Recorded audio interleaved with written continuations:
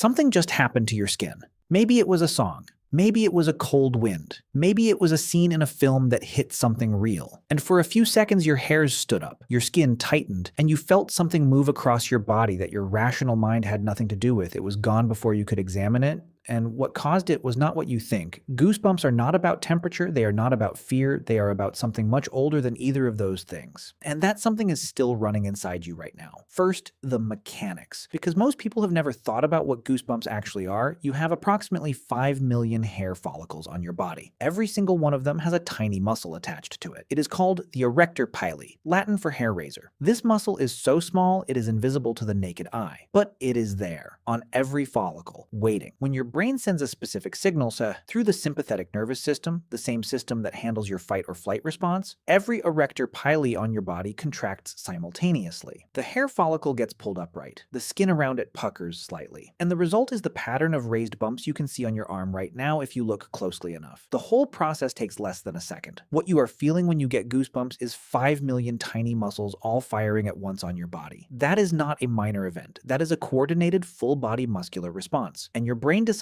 to trigger it on purpose. Now here is where it gets strange, because that response was not designed for you. It was designed for something that used to be you. Go back about 65 million years. Your ancestors at that point were small, furry mammals, not the sparse body hair you have today, dense fur, thick enough to matter, thick enough to do something when it stood up. When those ancestors got cold, the erector pili muscles contracted and raised the fur away from the skin. This created a layer of trapped air between the fur and the body. Insulation. The same principle as a down jacket. The fur stood up and kept them warm. When those ancestors faced a predator, the same muscles fired and the fur stood up again. But this time for a completely different reason. A cat with its fur raised looks bigger. A dog with its hackles up looks more dangerous. The raised fur was a threat display. It made the animal appear larger to whatever was trying to kill it. Both responses, warmth and threat display, used exactly the same muscle, the same signal, the same reflex, just pointed at different problems. And then we lost the fur. Somewhere between 2 and 3 million years ago, our ancestors shed most of their body hair. The leading theory is thermoregulation. Moving on to open savannas under the African sun, they needed to cool down while running for hours, and sweat works far better on bare skin than through fur. So the fur went, but the erector pili muscles stayed. Every single one of them. Still attached to every follicle, still connected to the sympathetic nervous system, still waiting for the signal. And when the signal comes, they still fire, even though the fur is gone, even though there is nothing left to raise, even though the response that was so useful for 65 million years now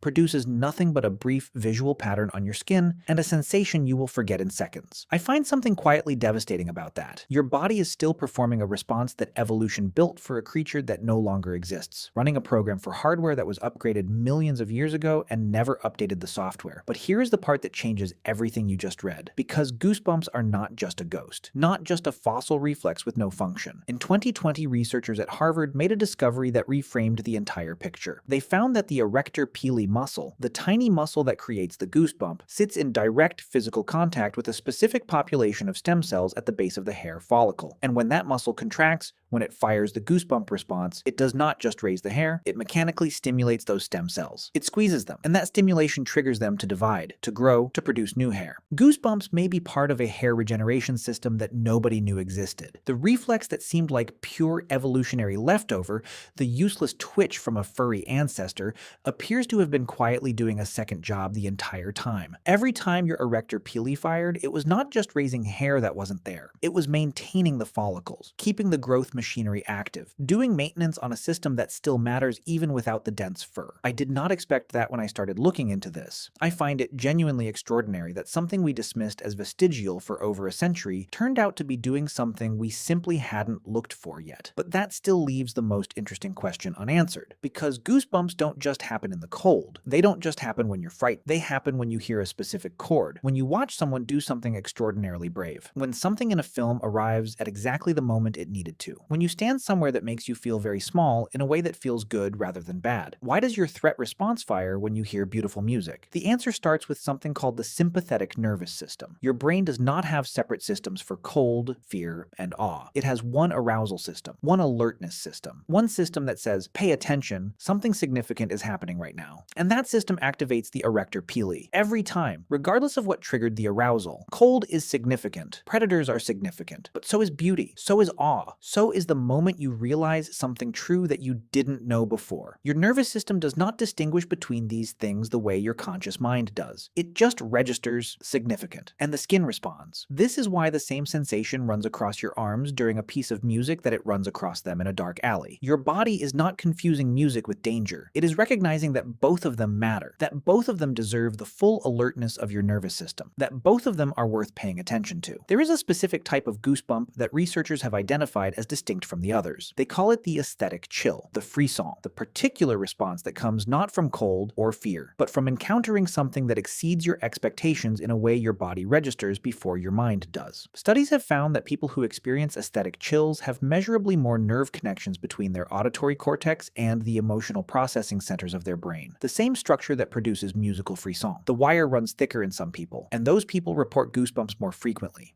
from more triggers, from things that other people simply don't feel in their skin. If music gives you goosebumps regularly, your brain is physically different from the brain of someone who has never felt that. Not more sensitive, more connected. The pathway between what you hear and what you feel is wider than average, and that difference is structural, biological, present from birth, or developed very early. You are not imagining it. You are built differently. Here is what I keep returning to: a reflex that evolved to raise fur that no longer exists, a muscle that fires to display a threat the world no longer sends, a signal designed for a small frightened mammal on a dark plain 65 million years ago, and yet it still fires when you hear something that moves you, when you witness something that overwhelms you, when beauty arrives before your brain can prepare a defense against it. Whatever your ancestors were doing when that reflex evolved, trying to stay warm, trying to look bigger, trying to survive one more night, something in the circuitry got repurposed. The hardware meant for fur and threat display got connected to something that was never in the original specification, something that arrived much later: the capacity to be moved by things that have no survival value whatsoever. A piece of music, a view from a high place, a line in a book that names something you felt but had no words for. Your nervous system cannot tell the difference between a predator and a symphony. It just knows that something important is happening, something worth the full attention of every muscle in your skin. The next time something raises the hair on your arms, whatever it is, cold or fear or music or something you cannot name, stay with it for a second before it fades. 5 million muscles just fired, simultaneously, in under a second, because your brain decided this moment was significant enough to mobilize the same response it built to survive predators 65 million years ago.